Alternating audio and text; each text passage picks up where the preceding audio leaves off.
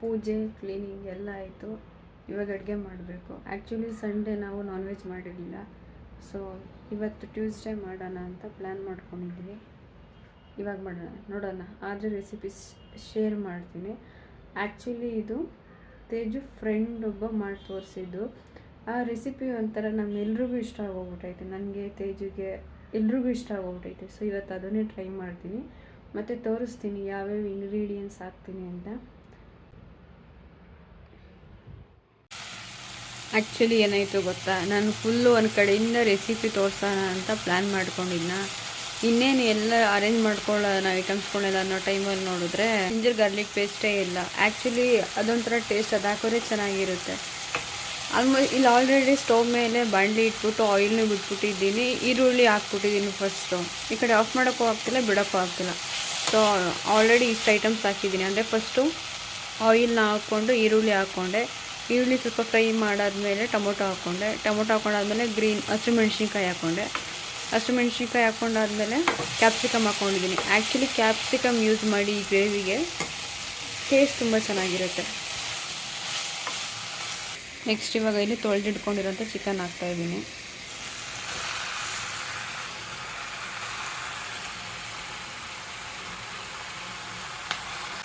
ಇವಾಗ ಈ ಚಿಕನ್ ಹಾಕಿದ್ದೀನಿ ಮತ್ತು ಅರಿಶಿಣದ ಪುಡಿ ಹಾಕಿದ್ದೀನಿ.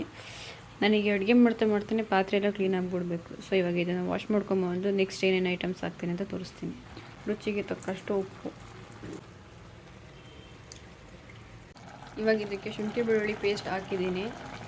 ಇದಕ್ಕೆ ಧನಿಯಾ ಪುಡಿ ಹಾಕ್ತಾಯಿದ್ದೀನಿ. ಯೂಶ್ವಲಿ ನಮ್ಮ ಅತ್ತೆನೇ ಮಾಡ್ತಿರೋ ಧನಿಯಾ ಪುಡಿ. ಅದು ಆ್ಯಕ್ಚುಲಿ ತುಂಬ ಟೇಸ್ಟಿಯಾಗಿರುತ್ತೆ.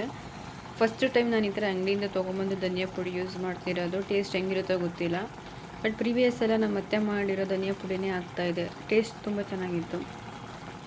ನೋಡೋಣ. ಮನೆಯಲ್ಲೇ ಮಾಡಿರೋ ಮಟನ್ ಸಾಂಬಾರು ಪುಡಿ.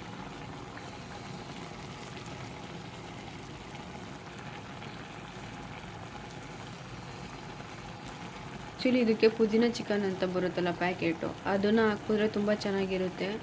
ಆ್ಯಕ್ಚುಲಿ ಇವತ್ತು ನನಗೆ ಅಂಗಡಿಲಿ ಸಿಗಲಿಲ್ಲ ಪುದೀನ ಚಿಕನು, ಬಟ್ ಇವಾಗ ಹಾಕಿರೋ ಐಟಮ್ಸ್ ಹಾಕಿದ್ರೂ ಚೆನ್ನಾಗೇ ಇರುತ್ತೆ.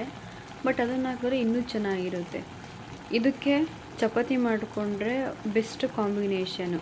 ಬಟ್ ನಾನಿವಾಗ ಆಲ್ರೆಡಿ ಇದು ನೈಟ್ ಊಟಕ್ಕೆ ಪ್ರಿಪೇರ್ ಮಾಡ್ತಿರೋದ್ರಿಂದ ಚಪಾತಿ ಮಾಡಲ್ಲ. ಸೊ ಚಪಾತಿನ ನೈಟ್ ಹೊತ್ತು ಆ್ಯಕ್ಚುಲಿ ತಿನ್ನಬಾರ್ದು. ಸೊ ಅದಕ್ಕೆ ಚಪಾತಿ ಮಾಡಲ್ಲ. ಇದಕ್ಕೆ ಇವಾಗ ರೈಸ್ ಮಾಡ್ತೀನಿ. ಫೈನಲಾಗಿ ಗ್ರೇವಿ ಈ ಥರ ಆಗಿದೆ. ಸೊ ನೋಡ್ಕೊಳ್ಳಿ, ನಮ್ಮನೇಲಿ ನಾವಿಬ್ಬರೇ ಇರೋದ್ರಿಂದ ಈ ಥರ ರೈಸ್ಗಾಗೋ ಥರನೇ ಸ್ವಲ್ಪ ಗ್ರೇವಿ ಮಾಡಿದ್ದೀವಿ. ಇದು ಕಾಣಿಸ್ತಿರ್ಬೋದು. ಲಾಸ್ಟಲ್ಲಿ ಕೊತ್ತಂಬರಿ ಸೊಪ್ಪು, ಪುದೀನ ಸೊಪ್ಪು ಹಾಕ್ಕೊಂಡಿದ್ದೀನಿ. ನಿಮ್ಮಲ್ಲಿ ಎಷ್ಟು ಚೆನ್ನಾಗಿದ್ದಾರೆ, ನೀವು ಎಷ್ಟು ಜನಕ್ಕೆ ಮಾಡ್ತಿದ್ದೀರಾ ಅಂತ ನೋಡಿಕೊಂಡು ನೀರನ್ನ ಹಾಕ್ಕೊಳ್ಳಿ.